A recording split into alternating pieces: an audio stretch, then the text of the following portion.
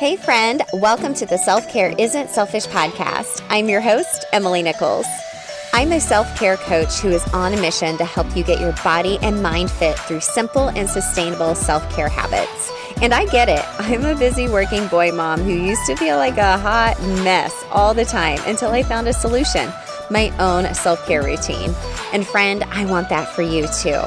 Join us each week to hear attainable self-care tips for all areas of your life from my amazing guests or quickie episodes with me sharing my own experiences and professional wellness knowledge. After each episode, you'll leave with an action plan to start making self-care a priority in your life and get your body and mind fit. So grab a cup of coffee, glass of wine, or your favorite sparkling water, and let's do this. You're listening to episode 74 of the Self-Care Isn't Selfish podcast. Hey friend, I hope you are having a great Monday so far. I am so excited about this conversation today with my friend, Julie Freed. As I mentioned earlier in the month, all month long, I'm talking with other Whole30 certified coaches and Whole30 experts to give you a little bit more knowledge on what this thing is that changed my life and so many other lives, and if it's really a good fit for you or not.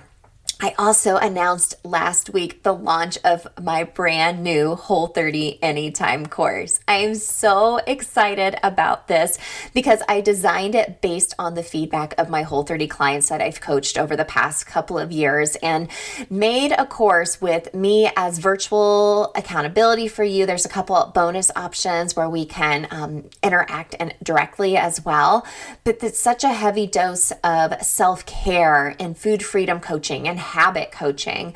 And like I said, it's really just based on my clients' feedback. And I know it's going to be a great way to get you to the end of your Whole30 into your food freedom and take that momentum with you. And I've mentioned this plenty of times. 30 days isn't enough time to really change the way your mind has thought about diet mentality for God knows how many years. But this is a really great start. And honestly, just starting and finishing something is going to leave you so empowered. It's just going to have a snowball effect in other areas of your life and really just help you continue down your wellness journey and making self-care a priority, because honestly, the way you eat, in my opinion, is a high form of self-care. So there's a link in the show notes if you would like to check out the Whole30 Anytime course and see if it's a good fit for you. You can purchase it anytime, just as the name implies. And I have a lot of information on there with Whole30 resources and prepping and free downloads to get you ready to start your day one anytime. Whenever you're ready to get going, I will be waiting there for you within the course. And hey, if you have a few more questions about the Whole30, I am hosting some weekly webinars starting this Wednesday, the 16th at 8 p.m. Eastern. There's a link in the show notes for that as well if you'd like to sign up. It's just a real quick, brief webinar digging into the Whole30 a little bit more, the why, the how, who should do the Whole30, a little bit more about my transformation story, and we'll dig in deeper into details about the Whole30 Anytime course. So with that being said, let's chit chat about my friend, Julie Freed. So Julie Freed is based in Utah. Gosh, I wish I lived in Utah. It's so beautiful there. Here in Indiana, it's really flat. Okay, but besides that, Julie's got a really cool story. She has grown up with her family business, Lagoon. It's an amusement park. Her grandfather purchased it in the 1940s, and she's grown up working at this amusement park and still works there. And through everything through COVID this year, it really says a lot to their family business that they're still going and they're still staying strong throughout everything. But Julie does have a background in health and wellness. She got a degree from Arizona State University, and overall health has always been a passion of Julie's. And although growing up in an amusement park, there wasn't necessarily a place for a health director, she does dabble in on the side in her own health and wellness adventures, if you will. So when she isn't working at Lagoon, Julie has been a triathlete, NCP fitness competitor, Whole30 certified coach, keto coach, and certified yoga and meditation instructor. So she became extremely passionate about creating a deeply fulfilling and healthy lifestyle for her yoga students and nutrition clients. And still, it wasn't until years later she realized she could actually merge her two passions and bring health and wellness to Lagoon, which she has now done. And we talk a little bit in this episode about it. So like I mentioned, this whole month we're bringing on other Whole30 certified coaches to talk a bit more about the Whole30. And Julie, we had a couple of really cool side conversations as well. Her then boyfriend, Drew Manning of Fit to Fat to Fit, is going through an experiment right now, just in empathy, gaining 75 pounds and doing it in a really interesting way. We'll dive deeper into that within the episode, just to learn about what it feels like to, use food for your emotions and how that can affect others around you. And we'll definitely dig deeper into that within the episode. And I think it's a really cool perspective to have, to really just thinking about how your physical health really does impact your emotional health. And there's a couple different facets. We'll talk about this in regards to the Whole30 and just healthy living as well. So sit back and relax. Enjoy this conversation with my friend, Julie Freed. All right, gang. Thanks so much again for tuning in to the Self-Care Isn't Selfish podcast. I am here with Julie Freed. Julie, thanks so much for coming on the show. Thank you so much. And what an important podcast about self-care. We all need it. So thank you so much for having me. Oh, thanks for saying that. So, all right, well, let's get down to it. So the first question I ask every guest is, what does self-care mean to you? So Julie, what does self-care mean to you? Now I want to hear how everybody else answers it. For me, I think it's the most important type of love, because I know I can't show up and give love to my family, my partner, my friends, if I'm not loving myself first. Yeah. I just so believe that you cannot pour from an empty cup. And for me, self-care it's not only is it not selfish, but it's a better way for me to serve others too. Mm-hmm. So to me, it just means taking that time to give yourself the love that everybody's, especially women, nurtures, the mothers, giving to everybody else. So that's what it means to me. Yeah. I think a lot of people forget the self-love part of self-care sometimes. Like they just think they have to check things off a list, but it has to have some type of intention behind it. Why are you doing this for yourself, right? Absolutely. Yes. And I think it's such a work in progress too. I mean, we're just so conditioned to, busy and get everything done. And if you're not busy, you're lazy, or you're not productive. But for me, it's like honestly, most of the time my self-care looks like slowing down and taking time to really listen to what's happening inside and to feel my feelings and to show myself, real compassion. Yeah, that's good. That's good. Well, Julie, can you tell everyone a little bit about yourself, kind of what your story is, kind of where you've been and how you've kind of evolved into who you are today? Yes, sure. Yes. So, my story, it's funny. I didn't start out in health.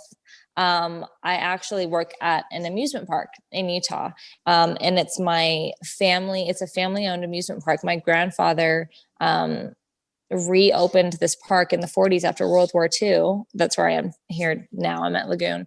And so I grew up working in an amusement park, which was super fun. And, obviously amusement park food isn't necessarily the healthiest. So I was always active. I've always been an athlete. I've played all the sports, but I worked at this amusement park. And then it wasn't until college that I realized I've got this real passion for health and the way the body works and what food does to us. And I've always loved exercising just because it makes me feel good, but what exercise can do for our brains is incredible. So I studied exercise and wellness and women's studies. And then I came back, I went to school at Arizona State. I came back home and I kept working here at Lagoon because I'm so lucky to have such a cool, who else has like a job waiting for them when they get out of college, right? I mean, it's just incredible. It didn't have anything to do with my field, but I came back here and I've been here for about 10 years. And this year was the first year I actually started the first health initiative here at Lagoon for our employees, because health has always been something like since college, it's just something I'm passionate about. I do Whole30 on the side. I teach yoga on the side. I dance. I do all these other things. But like my everyday job is here at Lagoon. And so finally it took me a while to realize this, but I think taking care of my health makes me a better businesswoman. And that's when I realized that health and business, like they do go together. They absolutely should go together. So I've been working here with our employees to help them just feel better on and off the job. And so I started the first health initiative. It was all about holistic health, which has been awesome. And I've done a little bit of Whole30 coaching this year, but it's a weird year. I've tried to do the Whole30 myself, and that was really hard for me. So I feel like I like to do more than one thing. I don't like to just do one thing. And I think, we shouldn't put ourselves in a box and just say, well, I'm just a Whole30 coach and that's what I'm doing. It's like, no, I want to do it all. So that's a little bit of my story. That's awesome. Well, that's so great that you've started this health initiative at Lagoon too, because everyone needs some type of outlet right now with everything going on and so much Absolutely. uncertainty in the world. So that really just shows that you care for the employees there too. Yeah, it's great. And, another thing about my business is we're seasonal because we're in Utah. So the 6 months out of the year that we're open, spring, summer, fall, we're out moving and walking in the park. I mean, amusement parks are usually pretty big. You do a ton of walking. And during the winter, our jobs are way different. It's a lot of maintenance and office work. And so we're not always as active in the winter. So that's why I started it in February this year before the pandemic, because I thought, let's like gear up to get ready for the season to be open. Like, let's start, exercising now and eating healthy now so that once we open, because it's usually a pretty big shock. I mean, easily I could walk 5 to 10 miles just on the park throughout any given day that we're open. So it's a pretty big shift. So that was really like the genesis, is let's get us ready to feel good at work, but also at home. I love that. Well, let's talk about Whole30 for a little bit, because we are gearing up for the January Whole30.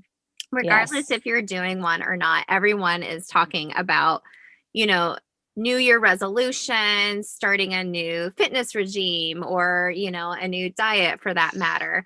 How did you find the Whole30 and become a Whole30 certified coach? It's actually really funny. So I'm divorced now, but at the time, this was, like 6 years ago.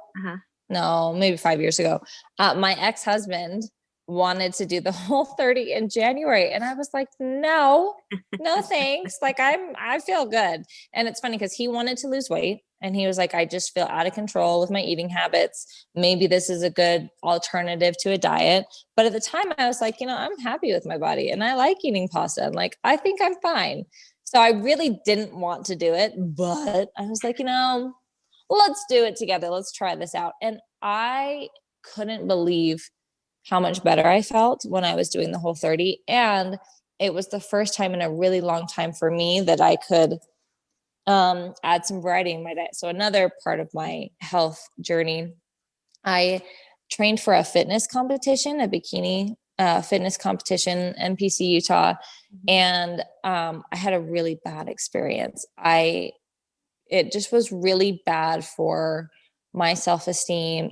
This is like counting your calories, tracking your macros. You're at a calorie deficit. The point is to get super, super lean. So I'm at the gym 2 hours a day eating, spinach and tilapia and egg whites. And it just was really not a good thing for my brain in the end. And after that, I was so addicted to weighing my body fat or looking at my body fat, because that's what you have to do. You have to get so lean. And I couldn't sit down for a meal without measuring everything out, tracking all my calories. And it was, that is not a good life. No. That is not the way to live. And so also because I'd been training for this competition for so long, I had only been eating like the same 10 food groups for like 8 months probably.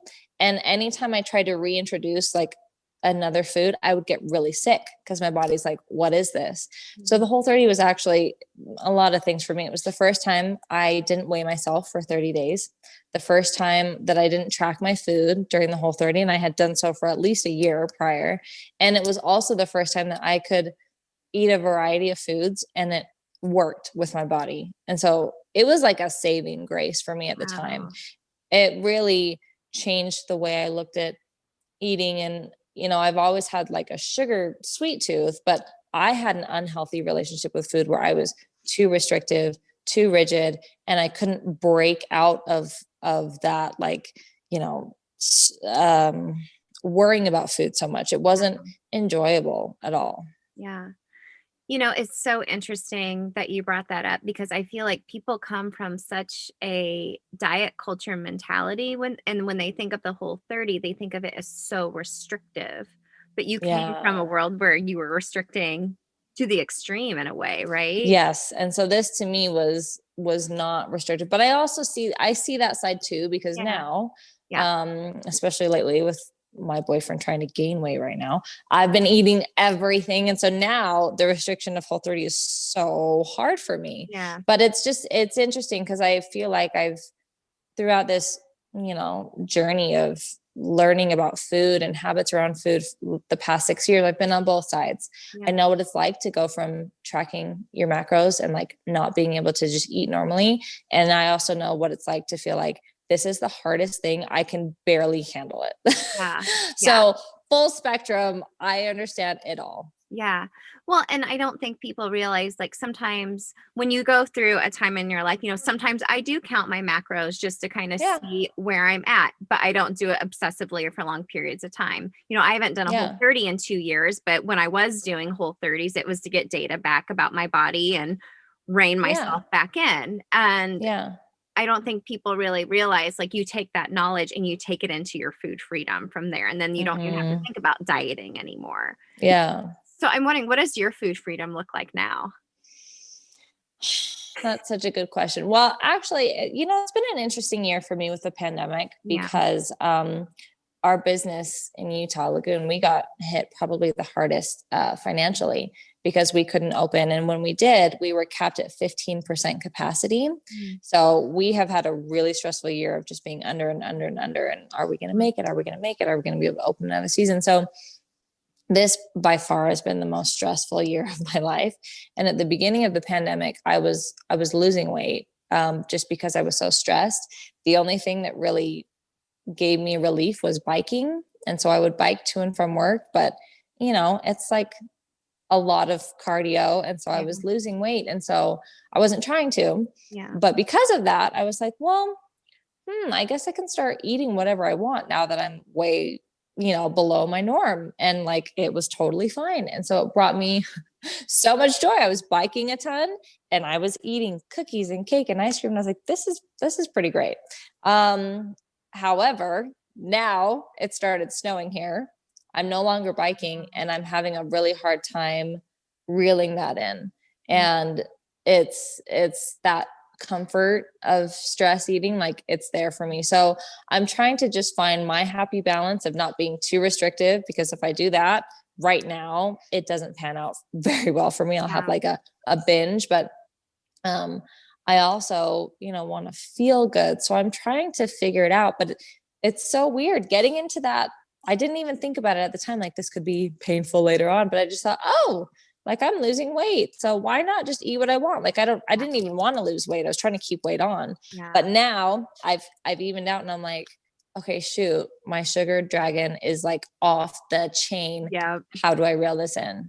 And I have tried, it's interesting. This is the first year in my life where I have tried to do a Whole30 more than once. And I couldn't do it. I broke it every time.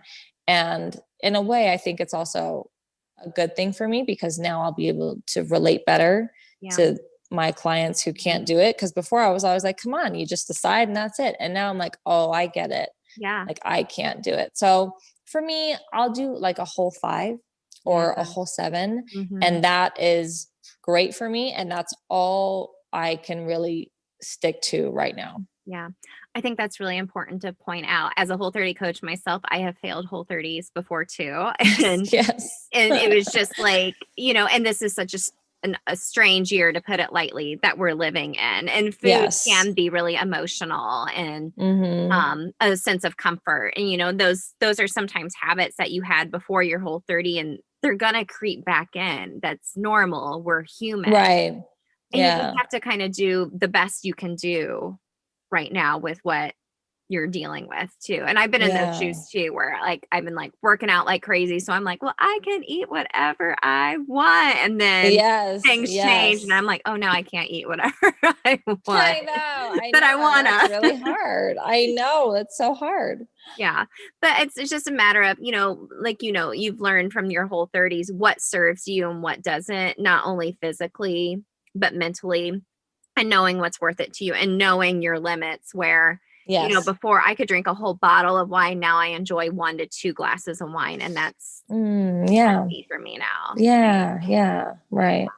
Oh my gosh. Yeah. It's great to find that balance, but it's like, it's ebb and flow. Yeah. It's so interesting to me how like my eating, it's as a whole, it's really never consistent. I do different things all the time. Mm-hmm. And sometimes I feel great about how I'm eating, and sometimes I don't. I feel out of control. But it's like what Melissa has said so many times about the Whole30. We're trying to change like 30 years of eating habits, and with 30 days. And so it's a program that you just have to work in.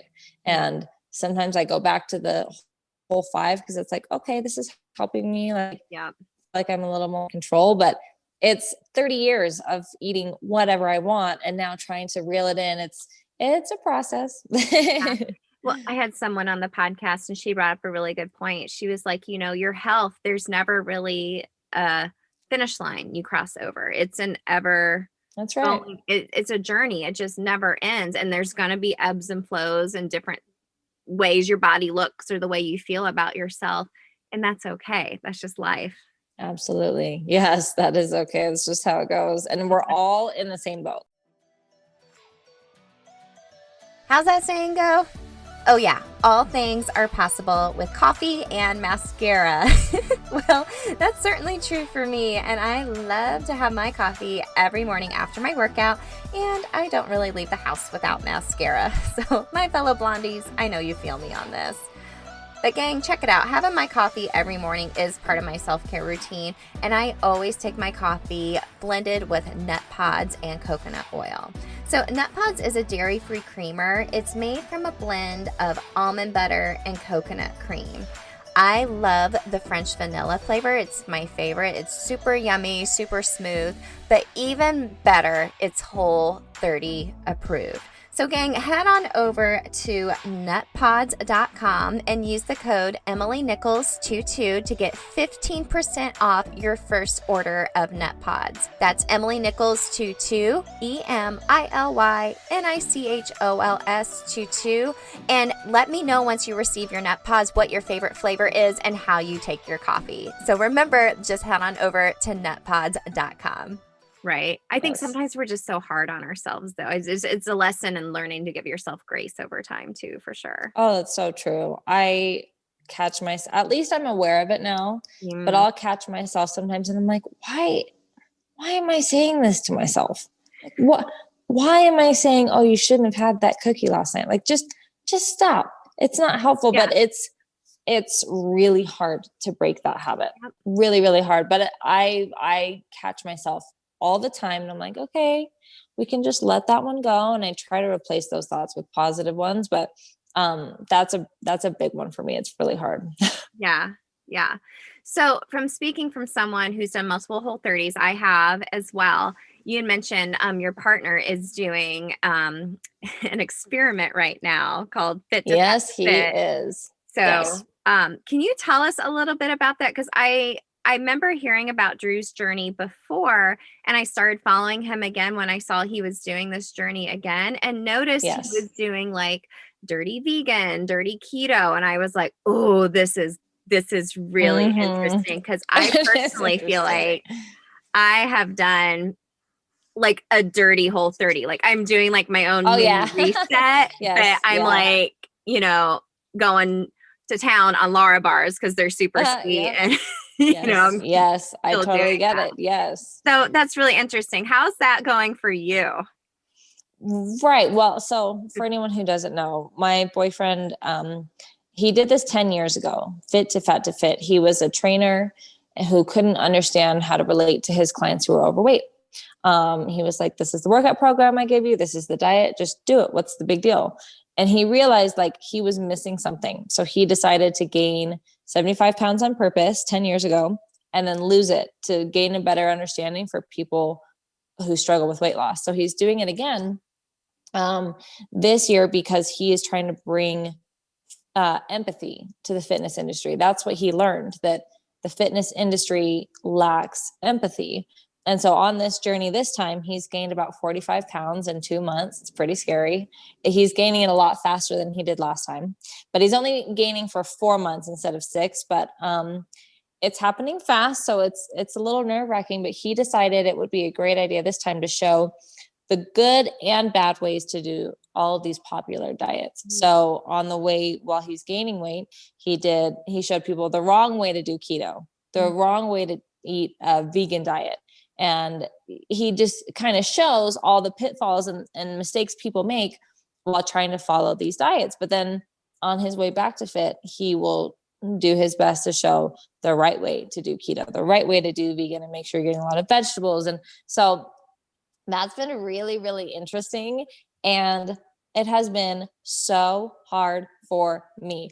I swear I thought, it's his food. I even had a mission. I was like, I am going to show people that just because your partner's gaining weight doesn't mean you have to. I was like, how cool would it be if my message could be, hey, if your spouse is gaining weight, you don't have to. You can eat your own food and stay in your lane. And if I can do it, you can do it. No, that I have failed at that, which is a good lesson for me. Yeah. Also in empathy. Like, it's like, oh, no. Like, I can't resist this food. And my weight has gone up and down. I'll like reel it in and then I'll just go crazy and I'll reel it in. But it's been so hard because having all this junk food in the house all the time, in my face all the time, I can't resist it. And so the biggest takeaway for me is that in my normal life, when Drew isn't doing this experiment, it's best for me to just not have all these foods at my house. Yeah. If they're at the house, I'll eat them.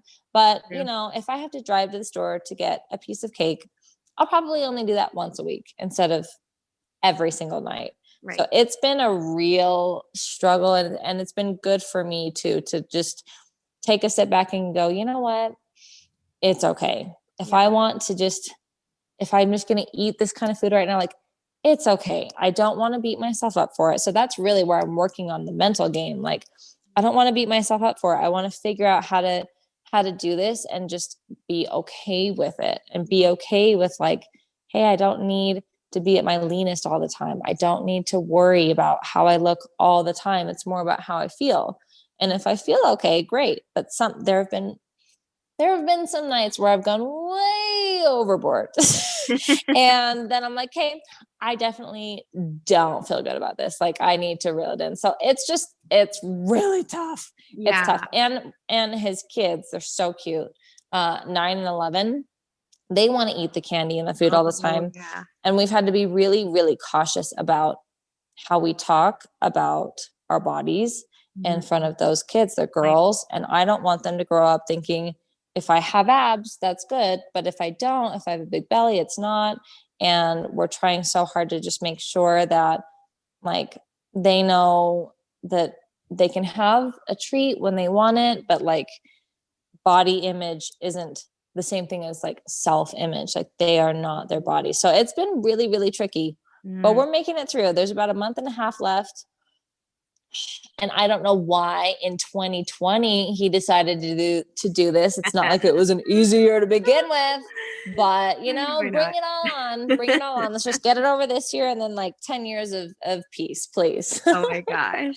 Well, I think you brought so many good points, Julie. Just, this being a lesson in empathy for both of you, because I'm sure you've had clients you've worked with, regardless if they're doing a Whole30 or yoga or whatever, where they're like, oh, my family is not healthy, or like I'm making Right. my own healthy meal Yeah. and I'm fixing my kids and my spouse this and this and that. And I know, just personally speaking, if I have all the junk in the house, I will eat the junk in the house. Me too. Yeah. I just can't. It's too tempting for me, and that's just old habits that are hard to die over long periods of time. Yeah. Um, but it's funny you mentioned when you did your first Whole30. Your husband then wanted you to do it. My husband wanted me to do my first Whole30 with Oh, him, that's so funny. and I was like, no. I know. Isn't that funny? No, Yeah. that's so hard. I don't, Yeah. but it gives me a lot of perspective, just you talking, like hearing, I've had so many clients, so many women that are like, oh, my husband's not doing it, or I'm fixing my kids this. Yes. And over time they do develop some healthier habits because, mom is cooking healthier and doing this and Mm-hmm. doing that. But it's really hard if you're doing it by yourself and don't have someone there on your health Yes. journey with you and having the same motivation and wanting to build the same habits as you. So that's definitely a Yes. lesson in empathy for sure. It's so difficult. And I still don't really know what the answer is. I mean, I don't think just because I want to eat a certain way, my boyfriend should have to eat the same way, or like even when we were married, like, Mm-hmm. I can't control what my husband eats. Like, I know what I want to eat. So it's hard for me to be like, no, you should, I don't want to should on him. Like, hey, you should be eating how I'm eating. Yep. So there's like, how do you find that balance where you're not, crossing the line and saying, hey, you need to be eating healthier and you shouldn't eat that Twinkie, but versus let's do this together. Like, let's make this easy for both of us and let's be healthy together. It's just hard. And I think I've always thought this, different people are always at different phases of their own health journey. Yeah. And some people are just willing to be a little more extreme. Some Yep. people are just a little more laid back, and it's just like finding what works for you. And I think probably every single one of my Whole30 clients has struggled with this specifically. And there's no one answer. Like, there's no like, hey, do this, there you go, it'll fix it. Like, there really isn't. It's just how to navigate what's best for you. Yeah, for sure. You both have been pretty open to just about how challenging this has been, because honestly, when you're eating all the junk on, it's not good for your mental health over Absolutely. time. And I Absolutely. think that needs to be addressed as well, just because, when you're thinking about, for example, doing a Whole30 and getting rid of all the foods in your house, it's really, really scary because those are like comfort items for you. And food is Mm-hmm. so Right. emotional. And I think you don't realize how addictive it is until you get rid of it. And then the light bulb goes off and you notice, oh, I turned to this when I was stressed and I rather have this healthy habit. So what advice would you give to someone listening who's wanting to embark on the Whole30, but right now it's really scary for them to think about taking on something like that Mm-hmm. and letting go of some of those comforts in regards to food? Because it can be a really scary decision, I Yeah. think, for people sometimes. Yeah. Well, what I would say, what I did is I tried it. I tried it. And this last round of Whole30 that I did, it was the September Whole30. I tried and I failed, meaning I ate something off Whole30, probably 4 or 5 times throughout the month. But every single time I did it, I was like, okay, tomorrow I'm starting over day one. And I gave it my best shot. Yeah. I did my very best. And even though I didn't make it through, it's still progress. Like, even if, you try the Whole30 and you make it to day 4 or day 15 or whatever, it still is helping. It's still a good experience to have. And I think the more you try, the easier it becomes. So if you're scared, I completely understand, because food is super emotional for me. But you never know until you try. And maybe it'll take you trying once and then it not working. And then years later, you try it again. Oh, this is so funny. I forgot this part. This is critical. Let me tell you this story. This is so funny. So when I was I think I was in college at the time. This is actually kind of embarrassing. I saw Dallas Hartwick at the gym, but I didn't know who he was at the time. Well, and it wasn't Whole30 at the time either. It was Whole7. Whole7, And yeah. I remember like thinking like, he's kind of cute, you know, maybe I'm just going to say hi. I'm just going to talk to him. So I talked to him at the gym, and he said something about, oh yeah, me and my wife. And I was like, oh, this is embarrassing. But we started talking about food, and he was telling me about the Whole7 at the time and how, you know, what the journey was. And it was, you know, cutting out sugar and all stuff. And I remember looking at him like, you're insane. Like, never in my life will I do that. Thanks, buddy. But no, thanks. Like, not for me. And it was like 10 years later that I actually tried the Whole30. So it's interesting to me because I heard it. I just wasn't ready for that information. Like, I wasn't ready to take it in and ready to try it. And so 10 years later, I became, you know, and then I become a Whole30 coach. Like, how funny is that? So, so I think, you know, try it. And if you're not ready, come back to it later. But there are just so many benefits. And even eating Whole30 for one day, for 2 days, like even if you just do it a couple of days, eating that way is going to be so, so good for you. So I say go for it. Yeah, that's a really good point. That's such a good point, because it's been interesting with my Whole30 clients this year. Like, early on, I had quite a few Whole30 clients who had done Whole30s before, and they wanted to do it again, but they wanted some coach accountability, but they wanted to do it because they wanted to find some sense of control in their lives, because everything absolutely so out of control absolutely right now, to say it lightly. Yeah. But a couple of them failed their Whole30s, or I wouldn't even say fail for that matter, because like you said, you just have to try your best and know that maybe you're just not ready for it right now, but to give yourself some grace and know you can always come back to something like that.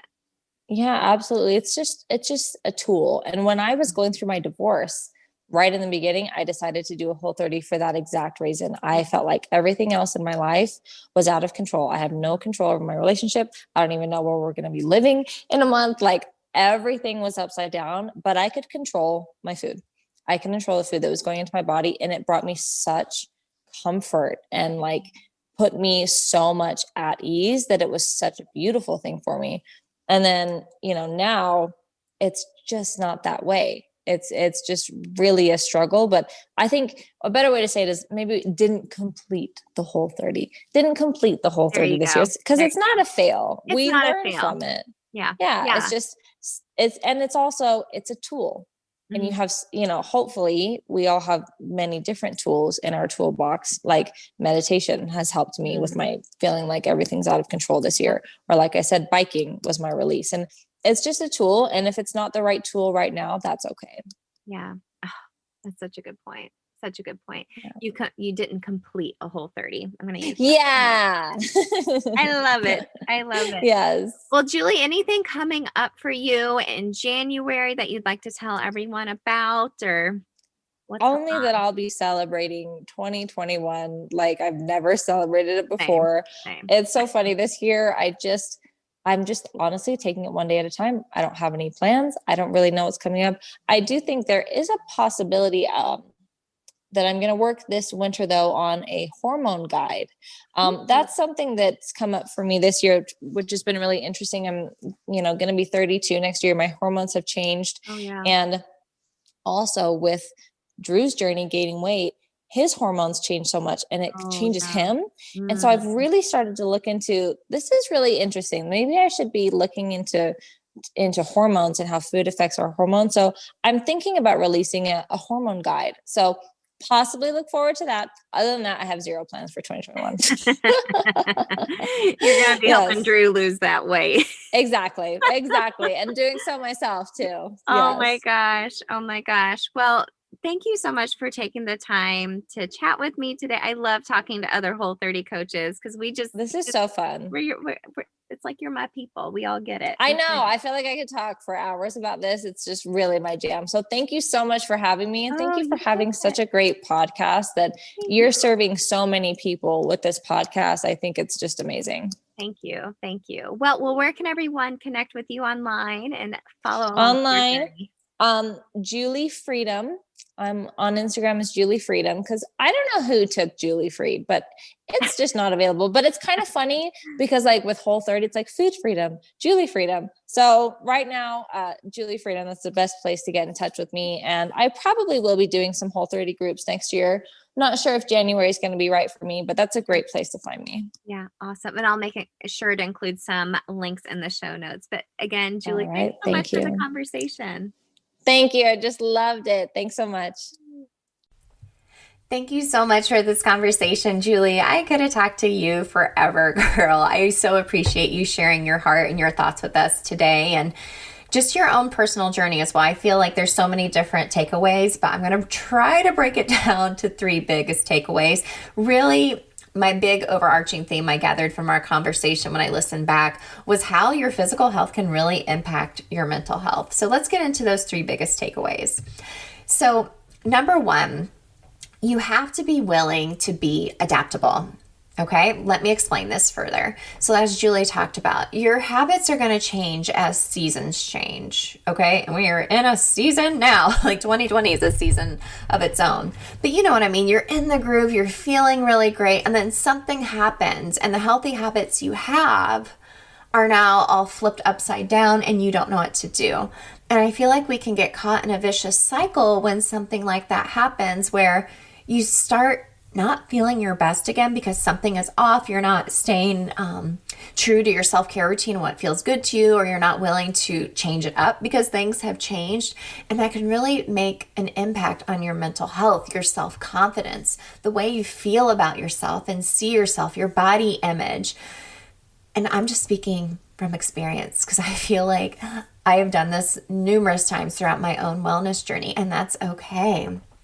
But you have to be willing to adapt. So, you know, as seasons change, you got to be willing to change. So as you aren't able to move as well, find a different way to move. Or if you feel like the wheels have just totally fallen off, maybe it's time for you to do a Whole30 reset and really just reset, hit the reset button and make that trigger switch to getting back to healthy habits and replacing those unhealthy habits with a new way of thinking and moving and eating. Okay? Or, you know, if you've done a couple Whole30s before, and like Julie and I mentioned, a mini reset might be just enough for all that you need as well. Okay? So number 2, my biggest takeaway is related to your habits again, but your habits can fluctuate as well based on what your partner is doing or eating. And I feel like it's really hard to start down your own wellness journey when everyone else in your home in that intimate setting, maybe they're not motivated by the same things you are, or maybe they're not on the same path as you. And that's okay. I want you to put your blinders on and just focus on you for a minute. I know that's really hard. It's not selfish. I promise. Don't feel guilty for doing this. Put the blinders on and just keep doing you, okay? Don't throw your hands in the air and just say, well, I'm just going to give up because I see someone over here eating Oreos, or someone's making fun of the way I'm making these Whole30 meals, or, you know, eating more broccoli for that matter, or whatever, okay?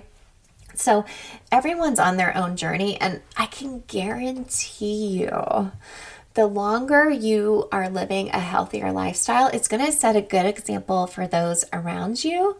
It's going to rub off on them, and then they'll start their own wellness journey when they're ready.